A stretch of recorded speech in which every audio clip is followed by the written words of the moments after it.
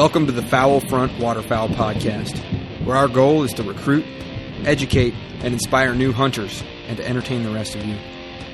Without the mentorship of responsible, conservation-minded hunters, this passion as we know it faces an uncertain future. So please stick around and be sure to check out our Facebook group, Foul Front Waterfowl Podcast, and like our main page at Foul Front Outdoors right after this episode.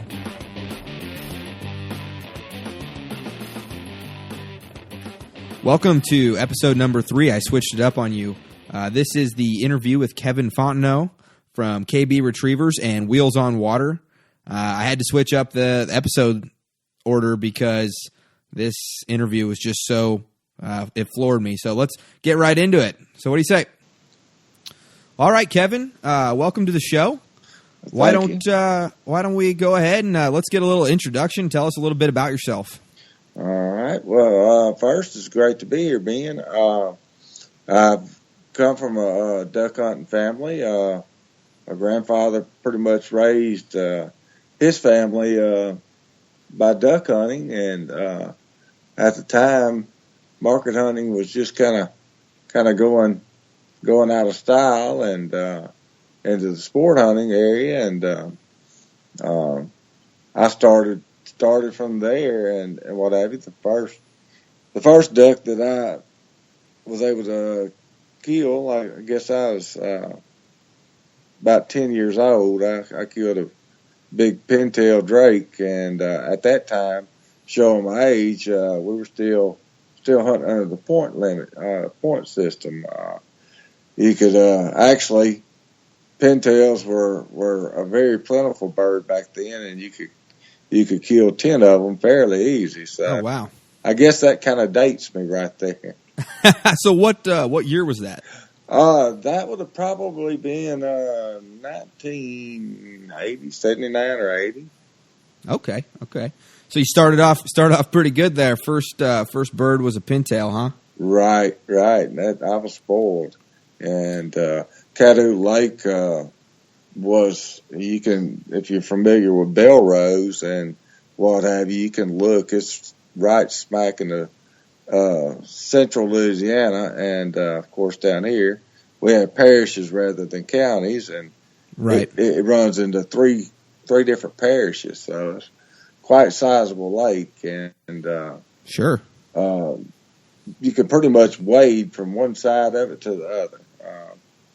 So it's relatively shallow then? Right, and okay. Now they do have a lock on it, and later in the year they'll lock it up to and actually flood it, and sometimes, you're looking at 20 foot or so of water, and then you have a bunch of divers out in the main lake, and your mallards and stuff, in the wooded area, mallards right, and gray ducks and so on and so forth, Yeah.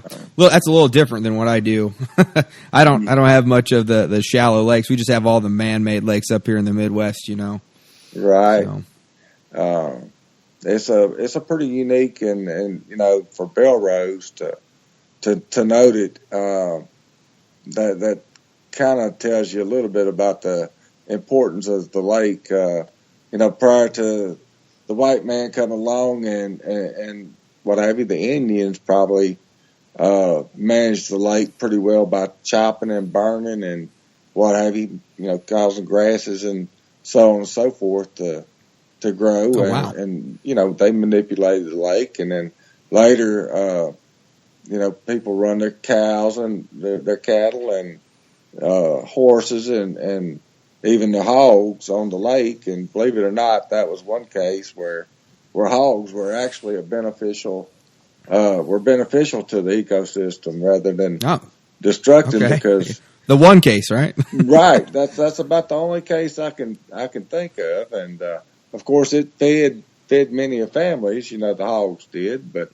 yeah. But the roots, the grass roots and stuff that the ducks need, chufa and your sedges and stuff that grew naturally in the lake, the more the hogs disturbed it by rooting, the more of it actually produced, and it even turned it, for lack of better words, tilled it up so that once the water flooded it, the ducks could feed on it. You know, so yeah. That's interesting. You know, different the pre Ducks Unlimited, pre Delta, pre Fish and Wildlife Service management of waterfowl habitat is. You know, that's not something most people probably spend a lot of time thinking about. Exactly. So. Indians, Native Americans were definitely the first wildlife managers. And a lot of people don't give thought to that, but that's the truth of it. No, yeah. So I guess we'll transition into why we're even having this conversation. Doing the Tales and Tips segment of the Waterfowl podcast. And Kevin sent me in a story about, was it your brother and you? Yeah, it was my brother.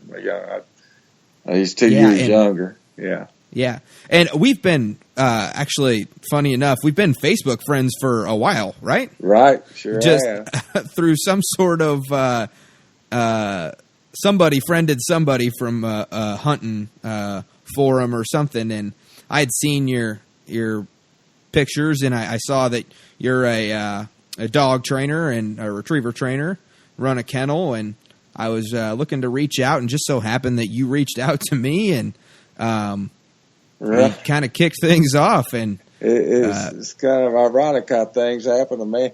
You ask about a duck hunting story, and I write a little duck hunting story, and we get to talking, and one thing leads to another. And right. Well, and so that's kind of a good segue. I think we can count on you in the future to be having either a weekly or bi-weekly segments on retriever training, correct? Right. I mean, when you don't have to twist my arm to get me to talk about duck hunting and retriever training, right. Not one little bit. Well, that's good then. So why don't you let us know a little bit about your kennel and also your other little side project that you've got going on. Well, if you would let me there, I can back up to, I mentioned my grandfather. He would tell me while we were duck hunting and stuff, he'd tell me about the skies being black, with ducks and so on and so forth. And, as I grew up, I didn't see what he had seen. And, I always wanted to go into wildlife biology. And so, that brought me on to Natchitoches, and I trained my first, retriever when I was 15. And, wow. I got tired of losing little wood ducks. How they like to come into breaks and so on and so forth where it's thick. Right. And, side question for a biologist then for you, and probably a little bit more avid wood hunter. Sorry, I don't mean to get off track. Is it true they'll dive down into the roots and they'll hold on until they drown? Oh, is that correct? That's right. That is right. Actually, pretty much all your ducks will do that. Okay. And that would explain a lot. Yeah. And that's what made my mind up that I needed a good retriever. And so I went to saving money, and excuse the dog noise here. I've got a schnauzer that's decided something's outside. She'll actually retrieve a little bit also, but oh wow. Anyway, though, trained that first dog, and I don't know that I'll ever have one better than he was, and come on to college to get that degree that I'm, wildlife biology, and wound up in a wreck, and it broke my back, and it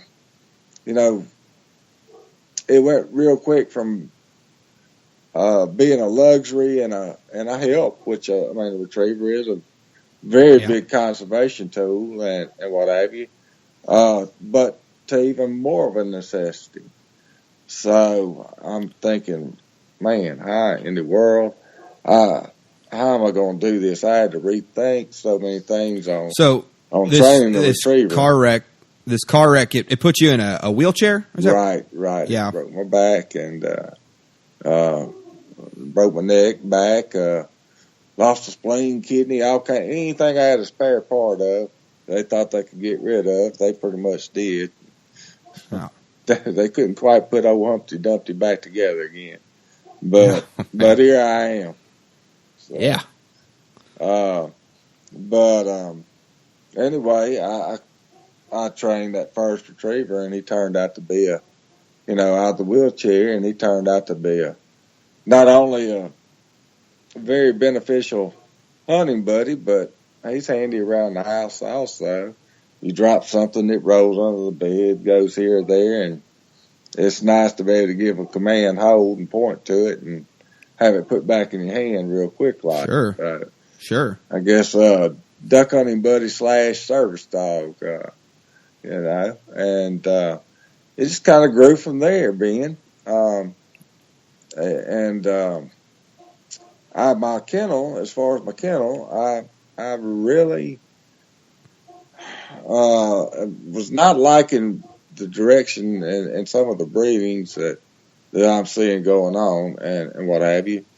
And okay. I actually believe in keeping a fairly conformational correct. I like somebody to brag on how well my dog looks as much as I do on how well it works. And so I went to the Ukraine. I have a English bred dog from show champions and working field dogs from the Ukraine, and that I imported. Then I have one from Russia, and then I have one from Canada. I have a stud dog from Canada also from the Ukraine. My main man, he don't know whether to sip tea or drink coffee. He's half English and half American bred. Nice. But that's how the kennel come to be, and that's KB Kennels, right? Right. It's Fall Flight Kennel, and the retrievers are just kind of known as KB Retrievers. Okay. My name's been shortened down from Kevin B. Fontenot to Kevin B. to KB, and so KB Retrievers is what they're called. But Fall Flight Kennels, KB, home of the KB Retrievers, I guess is what most people say. Okay. Yeah. Talking about your name there, I was butchering it for a couple days there. I guess I don't know many Cajun folk, and know to drop the T's and the X's and the right. No, don't worry about it. It's still. I was raised up north, and I went back down south, took a semester off college, and went nearly to the Gulf to go to work in a shipyard, and they were all expecting me to sound like them when I was introduced to the crew I'd be working with, and when I said, "How are y'all doing?" They all almost fell out because they sure wasn't expecting me to sound like a redneck. Right. That's funny. So I guess a good little transition into your next project would maybe talk about some of the key differences, that I think a lot of people would take for granted when it comes to hunting waterfowl, versus from your feet and down in a chair, Yeah. It's a huge difference, and you find out quick how many real good friends you have, because toting a man and dragging him through the mud and all this, that, and the other is a pretty rough back-breaking chore, and what have you. So, and you just can't get an ATV or anything just anywhere where the ducks are, and right. I don't care how well you call or any of that. In my experience, you're going to kill more ducks if you go to where they're at. They want to be in a place for a reason. So, right.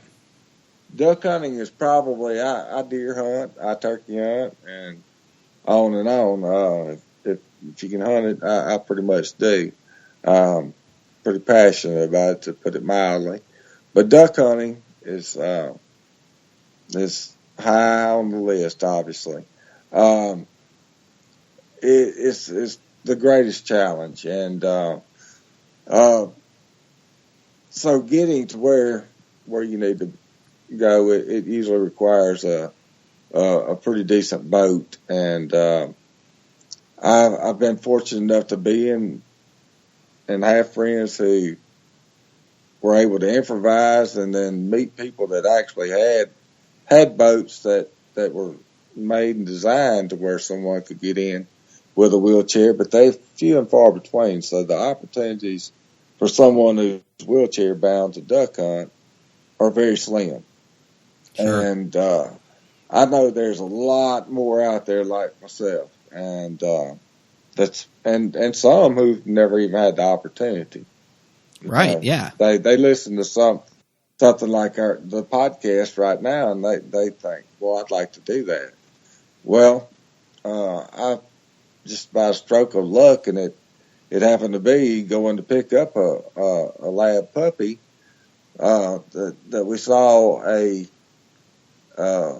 neat little pontoon boat, a small, compact pontoon boat that was just large enough and small enough that with very few modifications could be made into a blind and what have you, so that you could load people up in a wheelchair. They could get on it with little effort, and once they're on it, guess what? They don't have to walk any longer. And this is the dream of what it is. This is what KB Retrievers is all about. When these dogs sell and what have you, we use the profits from that to fund and to buy new things and put on hunts to bring other people that are wheelchair bound hunting.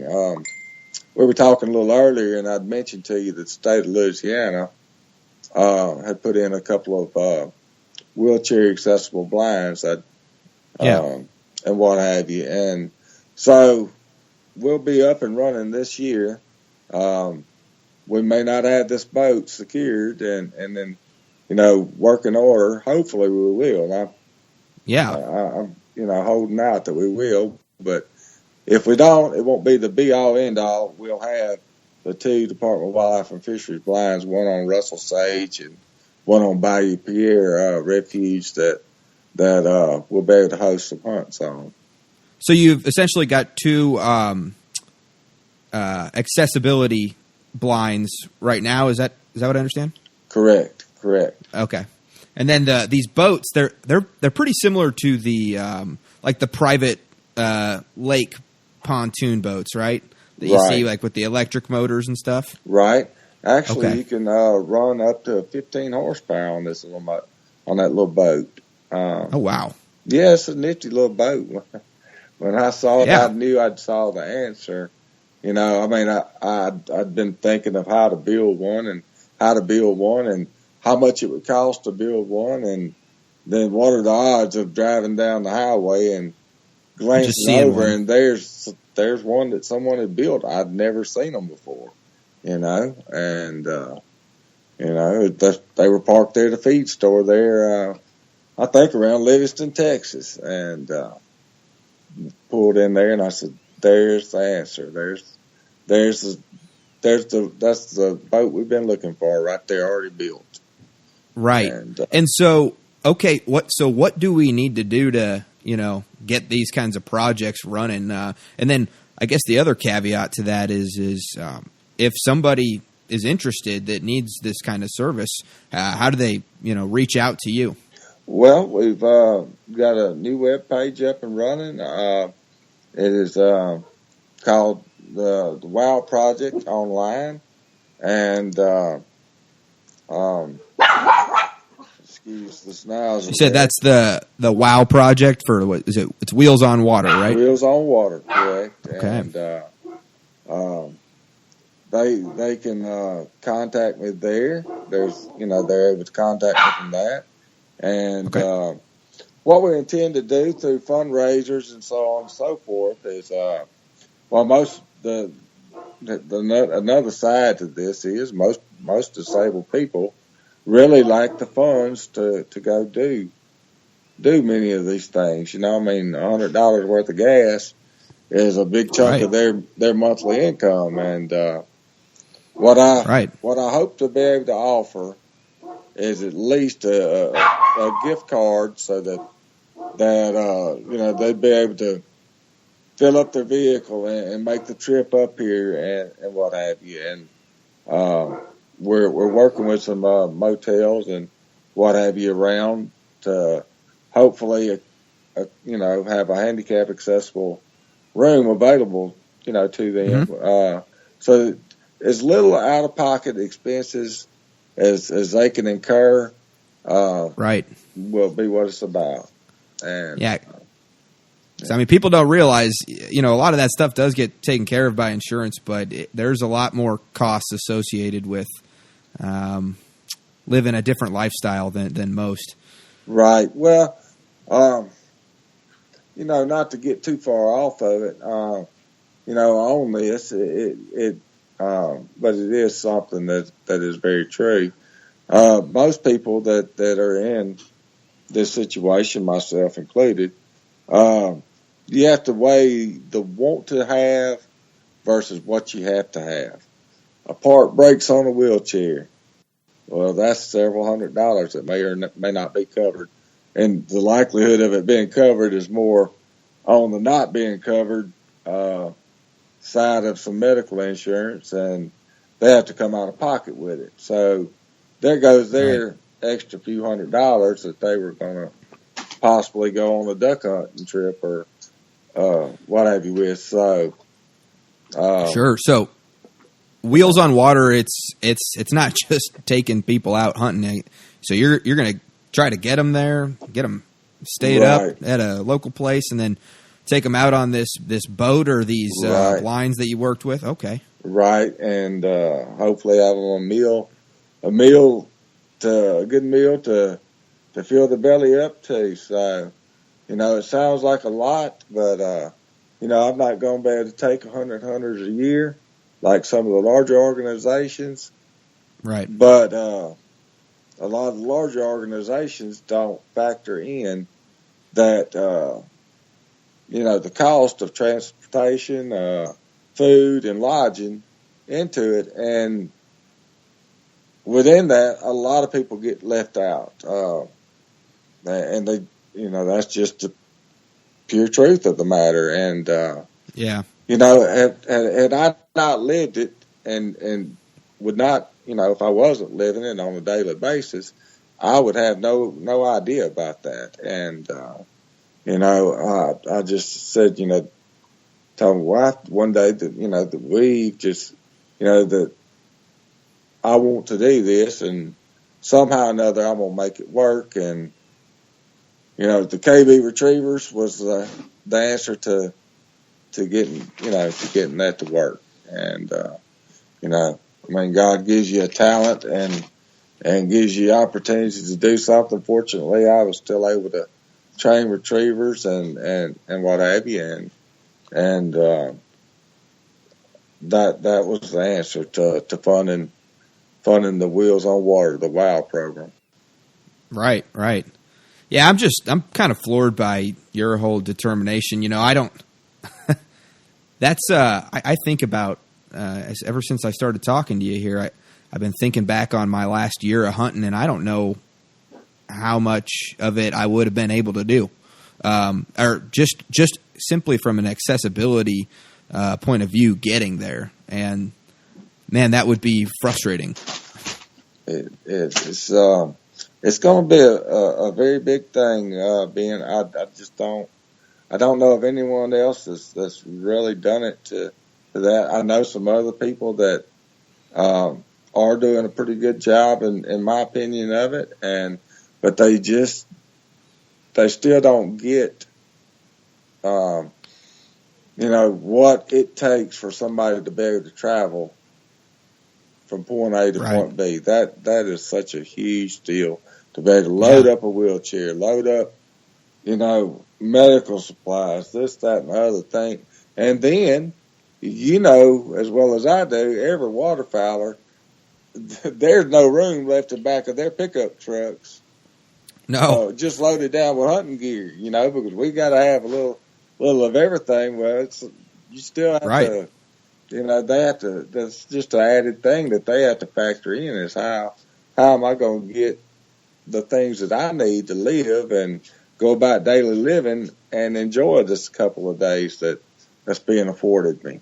And so it's a lot of things taken for granted. There's something that real quickly that we hadn't discussed. See, I've been on both sides of the fence with it. And I thought, man, I knew everything about handicap hunting. Wrong. I had a buddy that ironically, almost 3 years prior to my back being broken in a vehicle accident, he fell out of a deer stand. He was getting a degree in wildlife biology at the same time I was, and he fell out of a deer stand and broke his back. So I pushed him around. He played football and for Northwestern. He was a guard, and so he, I don't know, 6'4", 6'5", and big guy. Yeah, very big, big guy. And I towed him around, pushed him around in the woods in his wheelchair, wishing we had an ATV, a three-wheeler, anything, Heck, I don't know. It's a wonder I didn't put him in a wheelbarrow and try to push him that away. But may have.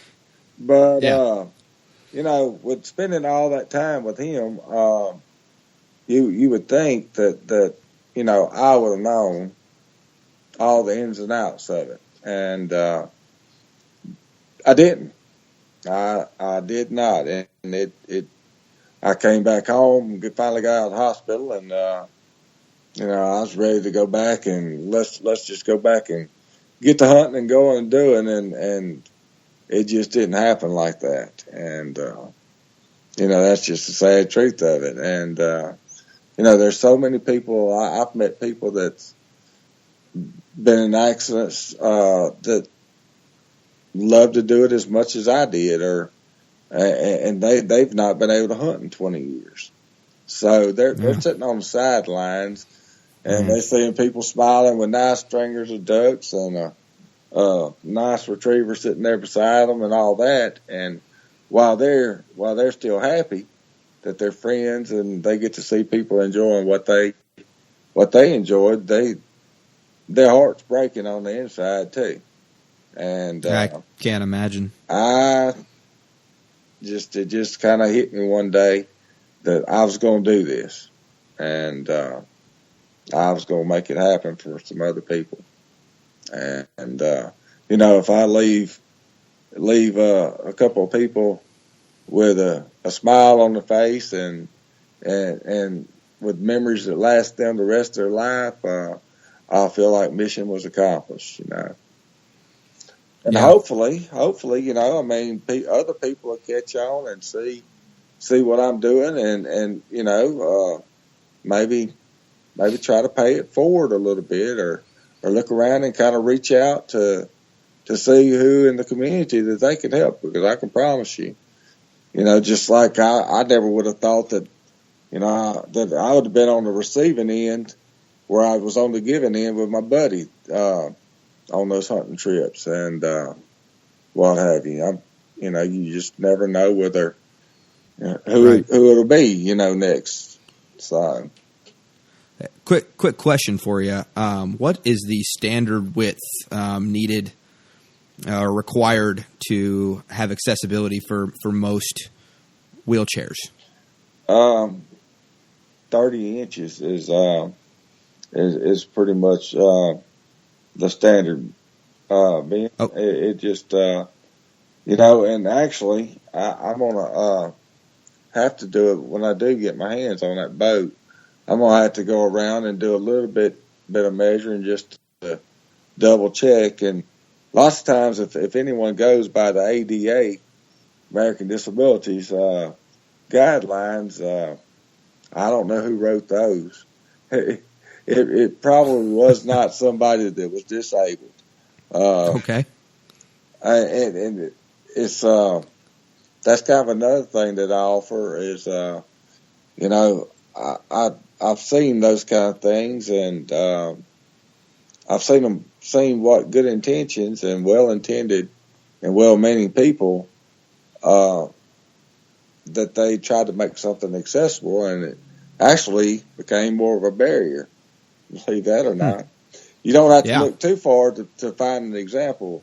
Next time you drive up to a handicapped parking lot, you look at it on a slope, and you wonder what Einstein thought about somebody setting a wheelchair out there, and the wheelchair rolling backwards for 30 foot until it, wedges between two cars parked on the other side of the parking lot.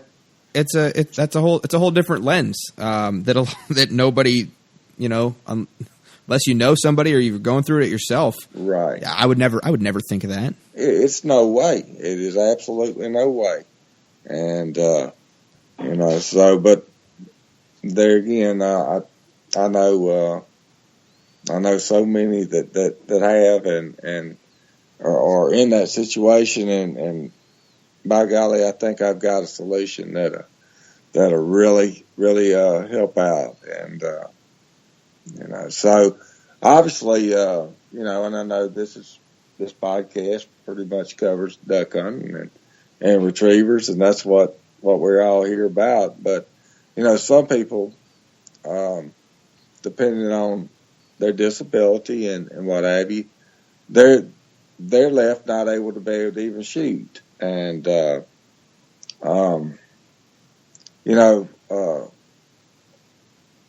with that being said, a lot of them never have even been able to be on the water. Well, just because you've never been on the water don't mean you wouldn't like to. So we're going to offer little fishing trips, actually some sightseeing, bird watching, nature type trips up and down the Cane River here and what have you. So we're going to try to find something that accommodates everybody and gives, as many people as we're able to, and, gets them involved. And there again, if you've never been able to do it and never been able to be up close to a great, an egret or some of the other shore birds and so on and so forth, that's a big thing to you. And sure, with lots of things we take for granted. Yeah, I mean, a whole different lens to look at hunting through. So I guess a good little segue into another portion that we're going to be talking about here is, and this just popped up in my head, so sorry if I catch you off guard.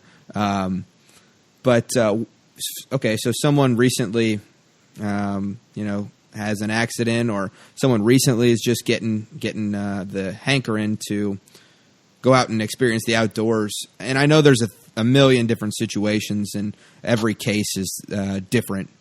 But what advice would you offer somebody that either is, recently found themselves in a new situation such as yours, or somebody that, hey, I want to try to get out and doing this hunting, fishing, outdoors thing? Honestly, you have caught me off guard with that question, because while you have large organizations like Willing Sportsman and so on and so forth,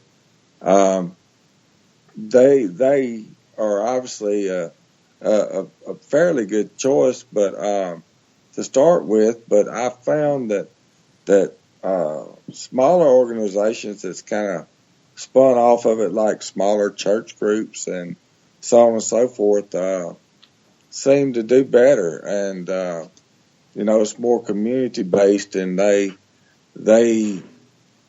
are a little bit smaller, and they're able to better cater or tailor the hunt to an individual's needs instead of a large blanket, because just because someone's in a wheelchair, that don't mean everyone's the same. There's different levels of injuries that, other than the wheelchair, that's about all they have in common.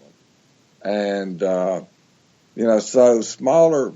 I would say something like Willing Sportsman to start with, and then to reach out and hopefully this Wheels on Water. Wow, we'll be able to help organize some of that also. Right. You see spinal cord injury peer groups and so on and so forth. I'm actually searching, and maybe you in this podcast, we can actually dig up and find other people that are doing something similar and have a page devoted, to that, social media being what it is today. Right. A resources page to where we can find other smaller groups doing similar things to what I'm doing, what I'm trying to accomplish with WOW. Yeah. So you just actually brought up pretty much a new need, something that I've not actually even thought of, and a very important one too. Sure. I wish I could give I wish I could give No. I'm sorry. No, absolutely. Yeah, I get you. Every situation's, 1,000 miles apart different. So I wish I could give you a concrete answer on that. And I guess that's why I feel WOW is so important and what have you, is because honestly, there's just not a whole lot out there. And, right. Especially getting back to the subject of duck hunting, I don't really know of too many other people that offer duck hunting because it is very difficult. And that's why I was asking you about what that minimum standard. I know you had told me, there's a lot of times people can, end up doing more harm than good when it comes to that. But I think I'm going to be having a few more conversations with you, and I think that the front railing on my my deck boat that I'm building out this summer is probably going to be able to handle 30 inches wide. So if you ever come up, to Kansas, we can go get some ducks.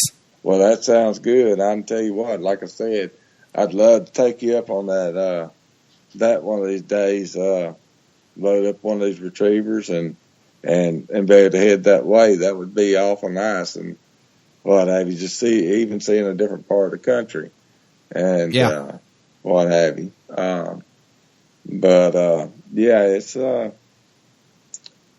It's quite I tell you what, probably, if you want to think about it in scope and hunting in general, short of trying to kill a ram off the side of a mountain, or some of your bighorn sheep or something like that.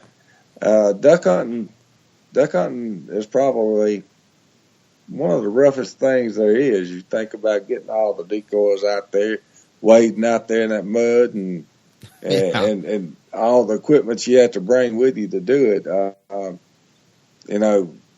Duck hunting's right up. You have to be pretty tough to, especially a do-it-yourself type duck hunter to get out there and get it done.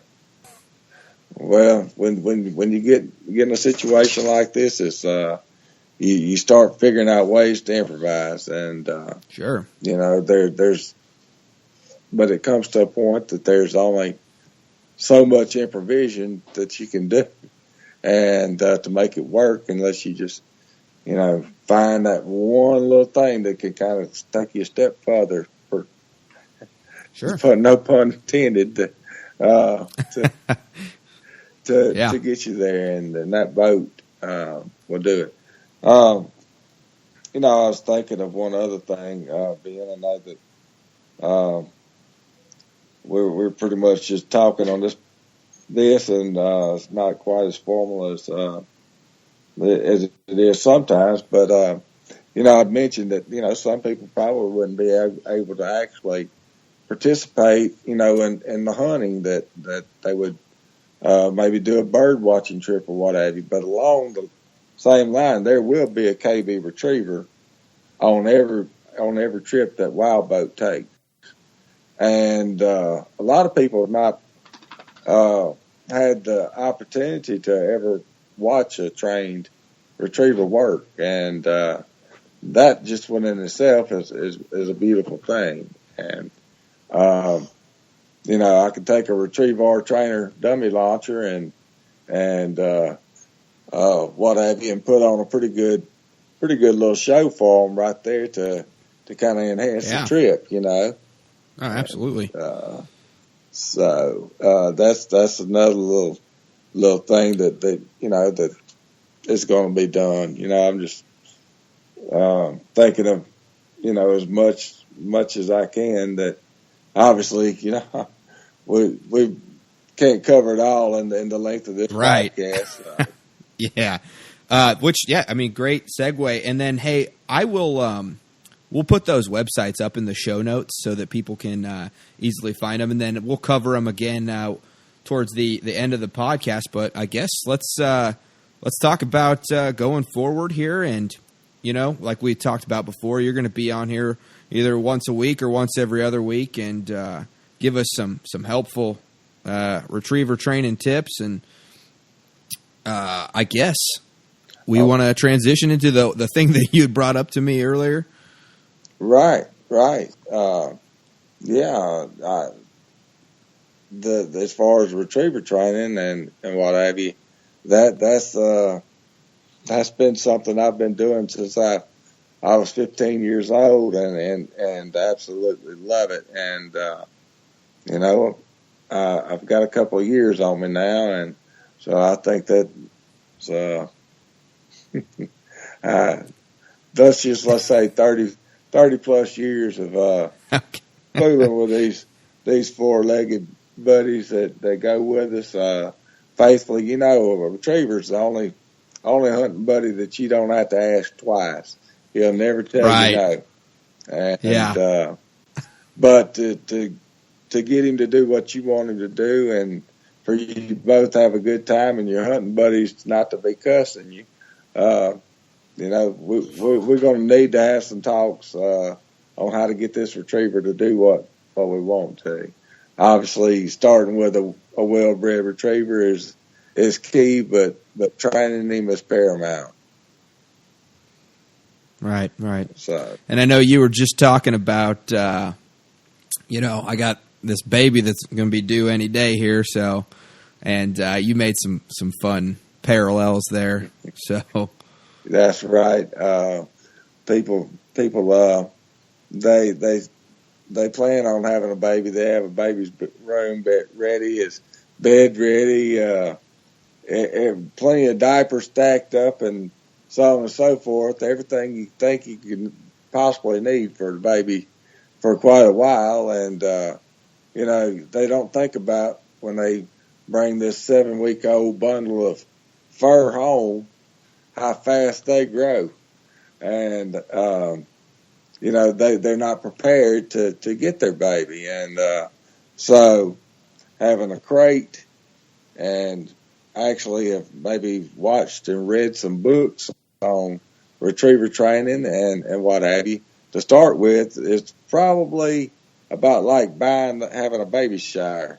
You need to have those things before you pick that puppy up and you bring that home and what have you, and have a game plan. And if you don't, your wife probably ain't going to be happy with you when her fuzzy slippers gets picked up and chewed up, and so on and so forth. So you're saying the first thing is to have the game plan before you go buy the puppy, and then not get the puppy, and then work the game plan. Right. A lot of people will sit there and research a pedigree or read through ads after ads.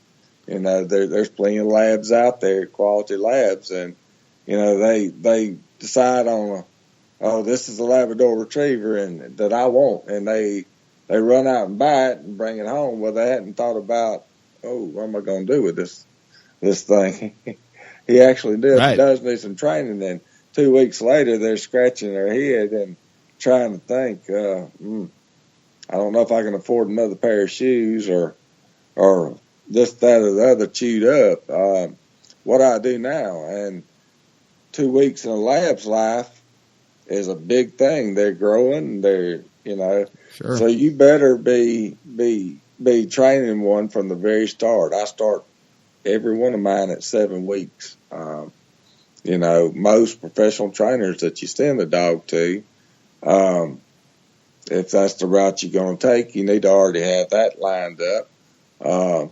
But they can't accept a 7-week-old dog. So you need to know how to start teaching one to sit, stay, and come to you. And believe it makes it a whole lot easier for you to bond with that dog and the dog to bond with you and the family. And to transition over into bringing it to a trainer. And if you're a do-it-yourself trainer, that's what these tips on people need to tune in, because we can give them some weekly or bi-weekly for sure that'll help them along the way. Sure. Yeah. I think that's going to be critical, because I think, this podcast is geared towards people that are just picking up the sport, the lifestyle of waterfowl hunting. And I think that it crosses all of our minds when we first start something and we're evaluating on what tools we're going to use and how much money we're going to throw at something. And I know that a dog is definitely a useful and a very appealing tool to a lot of beginners, and that can be quite a daunting task to take on. So, I'm very happy to have you signed up with us and to help some of our listeners along that path, or at least prepare them for it. So it's all my pleasure. I will just say this: I can't say enough about a crate. You go get the dog, make sure that you have that crate sitting at home. That's tip number 1. Have the dog a crate and teach the dog to be relaxed. You may not sleep for a couple of nights. You're not going to sleep for a week or two with that new baby till that baby gets settled in. When it gets here, well, the retriever's going, the new puppy's going to be the same way for a couple of nights, fussing and whining and crying because you put it in that crate. But believe you me, that right there, somebody's going to come up to me and see me somewhere that's put their dog in a crate and taught it and crate trained it, and they're going to want to hug me, because if they saw the difference in the two dogs, it's like night and day. Crate training that dog is the most important first step you can take. So I've got 2 lab mixes and then a golden mix they're all rescues. So I've got 3 sort of hunting type breeds, but I have about a half of a waterfowl retriever amongst all 3 of them, and none of them were in a crate. So sounds like the crate is important. Well, sure, you got a baby coming along, and when that baby starts crawling and the dog wants to roughhouse and play. It's not trying to hurt the baby. It's wanting to lick the baby and roll it over and play with it. Guess what?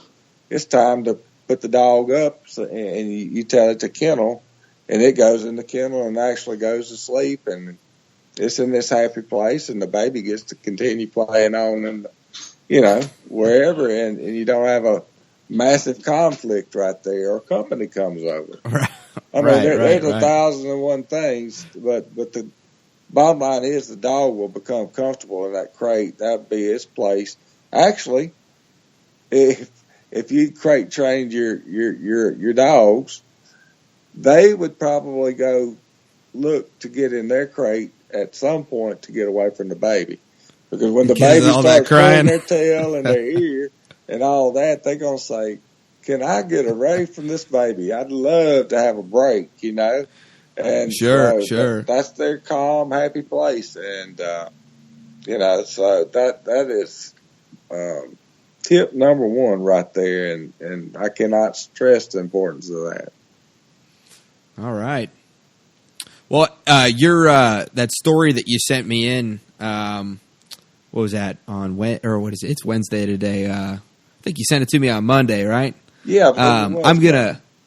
I can either probably next week I'm gonna put that on the show, but I think maybe you'd want to tell that story on our next Tales and Tips. I sure would, because all right, I'll throw this in. Really, I've been kind of through the feast and the famine, and right now we're all as waterfowlers blessed with we're back at a 6 duck limit, and right. And other than the pintail, and there's a few other species, but the pintail keeps struggling.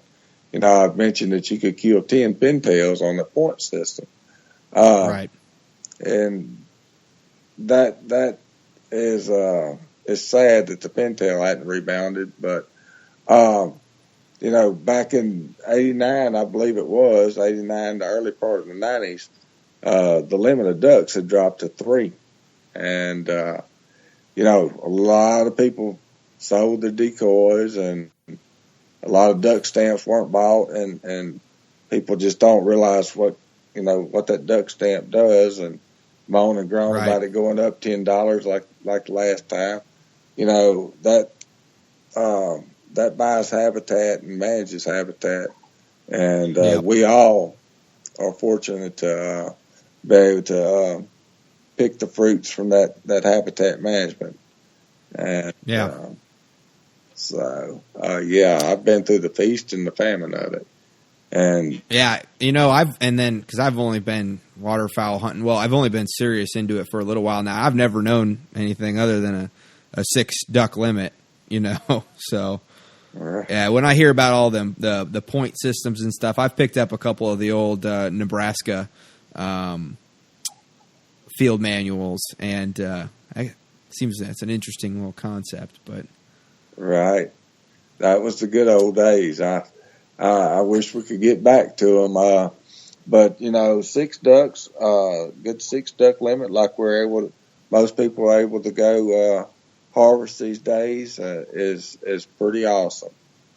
Right. Yeah. Hey, I got a side question for you too. Shoot. How do you go about yourself? How do you go about setting up and tearing down decoys? Well, I'll tell you what. I need to. I do it the hard way, but actually, I saw a neat thing, and I need to call this company and see if they may want to get on board with me. And I guess I may be doing a little advertisement here for them. Hey, yeah, go ahead, throw them out. Have you seen the decoy mat? Yes, I have. In fact, I made a poor man's version of that this year because one of the ponds I was hunting, it was about 30 foot, and I didn't want to rig a whole dozen of 30-footers or put any long lines out, so I almost made a functional one of these decoy mats. Wow. Well, now that right there is what I'm going to be looking to do next year. That's a major change that I'd like to have is something similar to that decoy mat. I'm sure. That talk about a time saver. What is that company called? I saw them. They make it out of kind of a plastic material, though, don't they? Lisa, do you remember what that decoy mat company was called? Oh, my wife's Googling it real quick. Oh, nice. She may say today. Hey, yeah. I think whoever that is trying to tell you right now. Right. But yeah, definitely. I didn't even think about that application. I only thought about it for when you don't want to set a whole bunch of long lines or do a bunch of really long keel weights. Well, I'll tell you what, from what I've seen in the videos I've watched of it, that right there is the ticket. And you can believe if it would help me, it would make somebody else's day a dream, Sure, yeah, absolutely. The decoy raft. The decoy raft. Right, okay. Right. So. Decoy raft waterfowl platform. You got to love Google.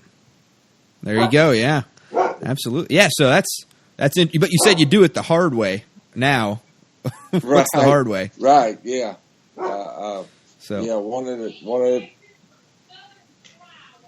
Southern Flyway, decoy raft mat. That ought to be enough information to where anybody can Google it. But I'm gonna tell you, right. I'm gonna do what I can do to get my hands on that, or do like I normally do, build my version of it the best I can, because hauling decoys out there and throwing them out 2 or 3 at a time, and it's taking retails at $250. Retail at $250. How many decoys is that hold? She's running to go see how many decoys. I don't know if you've ever listened to the Joe Rogan podcast or anything, but he's got a guy there on there that does all of his Googling and researching for him whenever he asks a question like that. So you got yourself your own little podcast enterprise working up over there, huh? Yeah, I'll tell you what. Well, I can tell you, it's always a team effort. She makes much of this possible, because for me to be able to take and do with the dogs what I'm able to do, and what have you, that while she's not out there necessarily with the dogs and me, what she does around the place, and with her work and all that makes it possible for me to do this. Yeah. To be spread out at Sure. a foot's distance between them, 18 decoys. 18 decoys. 18 decoys. Yeah. So Yeah. a couple of those decoy rafts, you could set up a spread, and a nice spread pretty quick, and Yeah, absolutely. and I'm thinking even a little bit beyond that, maybe to build something that actually rolls them back up on the front of, on the something front of that boat, Yeah, or the side of it or something like Right. that for that. Yeah, that would be a pretty good situation, I think.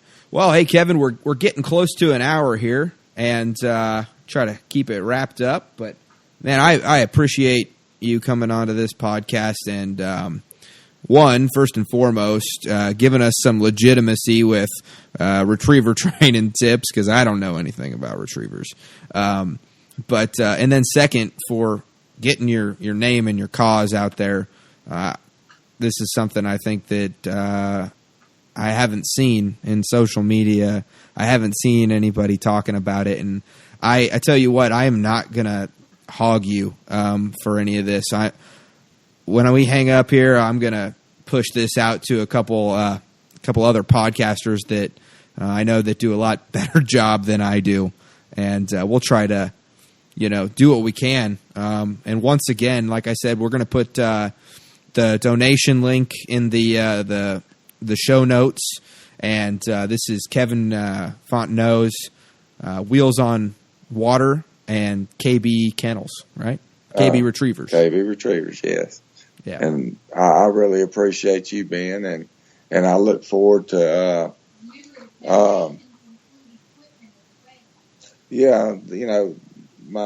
my Googler in there said, equipment, anything. We don't turn down any help. It don't have to be money. Right. Anything anyone thinks can help. They can get a hold of me on that website or through Facebook, and there's nothing too small. And Sure. You can always see through Facebook or the website. You'll be able to see something that you did or helped with, put to very good use. And Right. But I appreciate you, and I look forward to doing this with you in the future. And hopefully, by the time it's over with, you'll know everything between A to Z and backwards and forwards on retriever training. Yeah, heck, maybe I'll get one of them dogs to pull their weight around this house. But That's right. Hey, once again, Kevin, thank you for coming on, and thanks for taking up an hour of your evening, and we'll get the good word out there. So it sure is a pleasure, Ben. Sure is All a right. pleasure. Thank you, bud. Thanks for listening to this week's episode of the Foul Front Waterfowl Podcast. Please come join us on our Facebook group, the Foul Front Waterfowl Podcast group, where you can connect with a good group of hunters, because we're all in this together. We need to act like it so that hopefully our great grandkids will be hunting ducks over our favorite public lands. We also ask that you go ahead and give us a written review on iTunes and give us 5 stars if you think we deserve it. And we really do want to hear back from you so that we can give you the best possible content. And if you get in on that Facebook group, you can get in there and you can ask questions and you can tell us what you want to hear next, or you can tell us what you don't like, and we'll be sure to tailor things to our listeners. So, all right. Stay safe out there, and we will see you next week.